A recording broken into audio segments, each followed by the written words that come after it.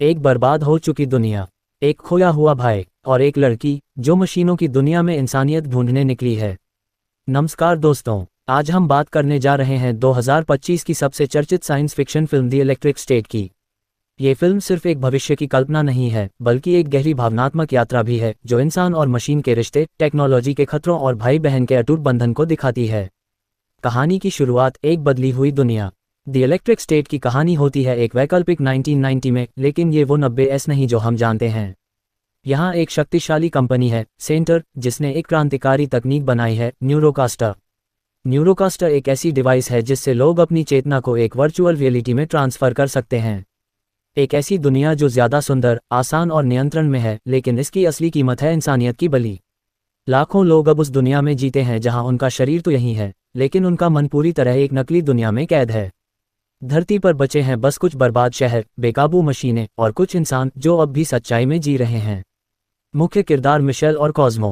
कहानी की हीरोइन है मिशेल, एक टीनेजर लड़की जो अपने माता पिता को खो चुकी है और अब उसका छोटा भाई क्रिस्टोफर भी कहीं गुम हो चुका है। एक दिन एक अजीब सा रोबोट आता है, उसका नाम है कॉस्मो। ये रोबोट मिशेल को उसका भाई ढूंढने ले जाने आया है। क्रिस्टोफर ने ही उसे मिशेल के पास भेजा है। कॉस्मो कोई आम रोबोट नहीं है, वो बोल नहीं सकता, लेकिन उसके इशारे, उसकी बॉडी लैंग्वेज और उसके प्रोग्राम्ड मैसेज में एक मासूमियत है, एक कनेक्शन है जो मिशेल को अपने भाई से जोड़ता है। सफ़र की शुरुआत एक रोड मूवी इन अपोकलिप्स।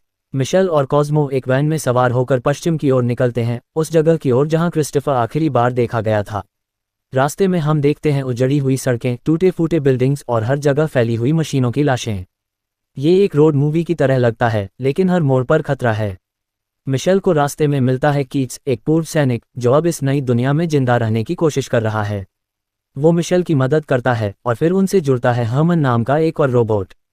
ये तीनों मिलकर एक बिखरे हुए अमेरिका की यात्रा करते हैं और हर मोड़ पर एक नया रहस्य खुलता है। सेंटर का रहस्य, क्रिस्टोफर कहाँ है? धीरे धीरे मिशेल को पता चलता है कि उसका भाई अब सेंटर की एक बड़ी साजिश का हिस्सा है। क्रिस्टोफर की कॉन्शसनेस यानी उसका दिमाग अब एक मेन फ्रेम सिस्टम में कैद है। सेंटर ने उसके ब्रेन को एक न्यूरल इंजन की तरह इस्तेमाल किया है ताकि लाखों लोगों की वर्चुअल दुनिया को बनाए रखा जा सके। क्रिस्टोफर जिंदा है, लेकिन वो सिर्फ एक मशीन का हिस्सा बन चुका है। भावनात्मक क्लाइमैक्स, एक दर्द भरी विदाई। मिशेल सेंटर के हेडक्वार्टर तक पहुंचती है। वो सिस्टम में घुसकर अपने भाई से एक आखिरी बार मिलती है, लेकिन ये मुलाकात वर्चुअल रियलिटी में होती है। क्रिस्टोफर वहां एक शांत जगह पर बैठा है। वो अब थक चुका है, उसने अपनी बहन को इसलिए बुलाया ताकि वो उसे इस पीड़ा से आज़ाद कर सके। मिशेल के सामने दो रास्ते हैं। एक, वो क्रिस्टोफर को वहीं छोड़ दे जहां उसका दिमाग जिंदा है लेकिन आत्मा कैद है। दो, या वो सिस्टम को बंद कर दे जिससे उसका भाई हमेशा के लिए खो जाएगा। वो दूसरा रास्ता चुनती है। एक बहुत भावुक पल में मिशेल अपने भाई को आखिरी बार देखती है और सिस्टम को डिस्कनेक्ट कर देती है। अंत, आशा की एक किरण। जैसे ही क्रिस्टोफर की कॉन्शियसनेस सिस्टम से निकलती है, सेंटर का पूरा नेटवर्क क्रैश हो जाता है। वो टेक्नोलॉजी जो दुनिया को कंट्रोल कर रही थी खत्म हो जाती है। दुनिया में फिर से सन्नाटा छा जाता है, लेकिन साथ ही एक नई शुरुआत की उम्मीद भी जागती है। फिल्म के आखिरी सीन में हम देखते हैं कि कॉस्मो, जो कबाड़ में फेंक दिया गया था, एक बार फिर एक्टिवेट होता है। उसके सिस्टम में कोई हलचल होती है। क्या ये क्रिस्टोफर की यादें हैं या सिर्फ एक रोबोट की आखिरी हरकत? फिल्म के थीम्स सोचने पर मजबूर करती कहानी। द इलेक्ट्रिक स्टेट सिर्फ एक फिल्म नहीं है, बल्कि कई गहरे सवाल उठाती है। क्या वर्चुअल दुनिया हमें सच्चाई से दूर ले जा रही है?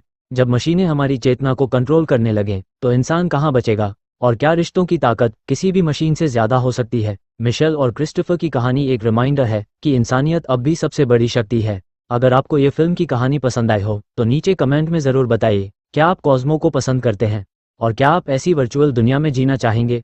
अगली बार हम एक और ज़बरदस्त साइंस फिक्शन फिल्म लेकर आएंगे। तब तक के लिए टेक केयर और अपनी सच्चाई से जुड़े रहिए।